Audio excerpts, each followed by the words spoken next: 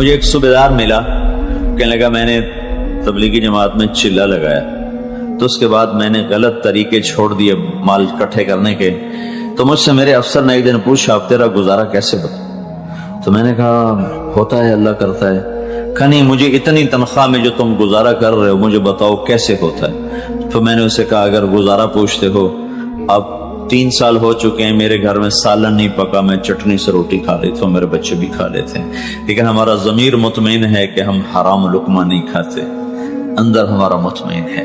یہ وہ آدمی ہے جو جنت کے اس درجے پر جائے گا جس پر بڑے بڑے ولی اللہ بھی نہیں جا سکیں، جن کو یہاں آپ دیکھتے ہو نا، حضرت اور پیر اور فقیر، یہ آپ کے قدموں کی خاک کو بھی نہیں چھو سکیں گے اگر آپ اس طرح حلال محنت میں، حلال کمائی میں تھکتے رہے اور نافرمانی نہ کی۔ تو آپ کا یہ روز کا آنا آپ کی جنت کا راستہ ہے، جنت کا راستہ ہے۔ آپس میں محبت سے رہنا، کسی کو گالی نہ دے، کسی کا حق نہ مارے، کسی پر زیادتی نہ کرے، جس کا کام کر رہا اس کے ساتھ بددیانتی نہ کرے، آپس میں پیار محبت ہو، تو یہ صرف اتنا آپ کا جو کام ہے یہ آپ کو جنت کے وہ مقام نصیب فرمائے گا جو بڑے بڑے تہجد پڑھنے والے اور روزے رکھنے والے اور بڑی بڑی پگڑیاں باندھنے والے وہ اس مقام پہ نہیں پہنچیں گے جو آپ لوگ پہنچ جائیں، بشرطے کہ اس کے ساتھ فرض پورے ہوں، نماز پوری ہو، روزہ ہو، اللہ تعالیٰ نے جو فرائض ہمارے ذمہ لگائے ہیں وہ اس کے ساتھ پورے ہوں، تو پھر اللہ کے فضل سے آپ کی یہ کمائی آپ کی جنت کا راستہ ہے۔ دوسری بات آپ سے یہ کرنی تھی کہ آپ یہاں لباس تیار کر دیں، لباس۔ آپ معاشرے کے انتہائی محسن ترین افراد، لباس سے کیسی ضرورت ہے، یہ نہ ہو تو آدمی مرتا تو نہیں، لیکن یہ نہ ہو تو زندگی کا پہیہ رک جائے، کاروان زندگی رک جائے۔ روٹی پانی نہ ہو تو آدمی مرتا ہے، اور لباس نہ ہو تو زندگی جام ہو جائے، ایک قدم آگے نہیں سرک سکتا۔ پوری دنیا میں، یورپ میں آزادی ہے، کپڑے اتار دیے، ننگے ہو گئے، لیکن وہ بھی بازاروں کو، گھروں کو اور نظام کو کپڑوں میں لے کے چلتے ہیں، ننگے ہو کے نہیں۔ ننگا ہونا انسانیت کا سب سے بڑا عیب ہے اور ہے۔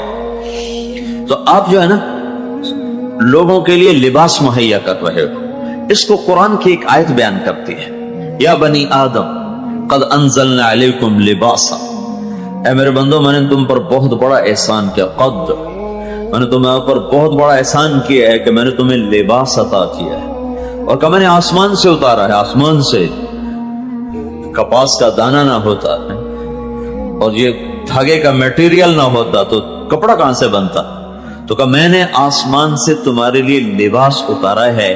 یہ 2 کام کرتا ہے، یواری سواتکم، ایک تو تمہیں بے پرد ہونے سے بچاتا ہے اور تمہارے جسم کو یہ چھپاتا ہے، وریشا، اور دوسرا کام کیا ہے کہ یہ تمہیں خوبصورت بناتا ہے۔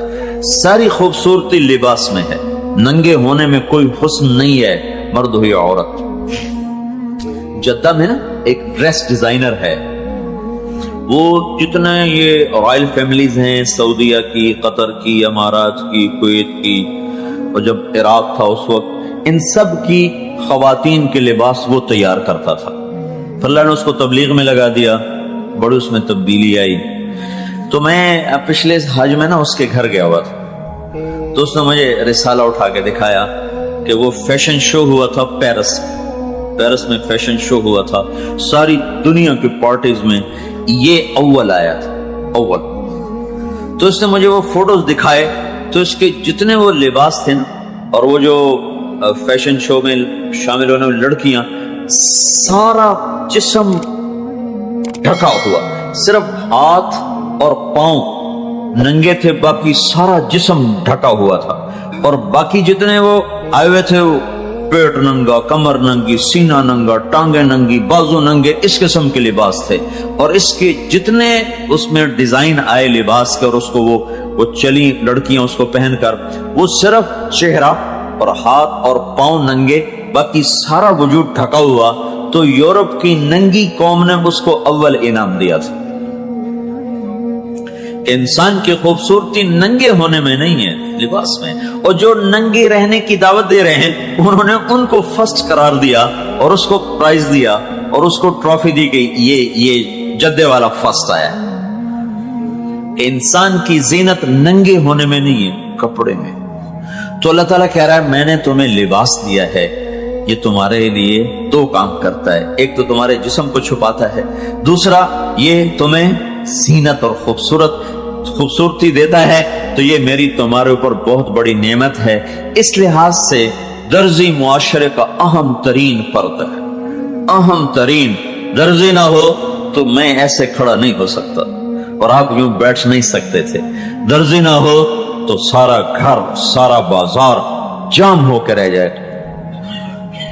اس سے اگلی بات ایک اور اللہ نے بڑی عجب کہی ہے. اچھا، لباس کی ضرورت سب کو پتا ہے کہ اس کے بغیر تو چھوٹا بچے کو کہو اسکول چلے جاؤ، اس کو صرف جینگیا پہنا دو، کہے کہ میں نہیں جاتا. چھوٹا سا صرف اس کو چلو جینگیا پہنا دو، بالکل ننگا نہ کرو، جینگیا کہ چلو بیٹا اسکول کا. نہیں میں نہیں جاتا. پھر یونیفارم دو، کدھر ہے؟ یعنی کپڑا کتنا ضروری ہے، اس کے لیے کسی کو سمجھانے کی ضرورت نہیں ہے، اس کے لیے کسی دلیل کی ضرورت نہیں ہے. صرف ایک آدمی ہے معاشرے کا جو کپڑا ضروری نہیں سمجھے، وہ پاگل ہے.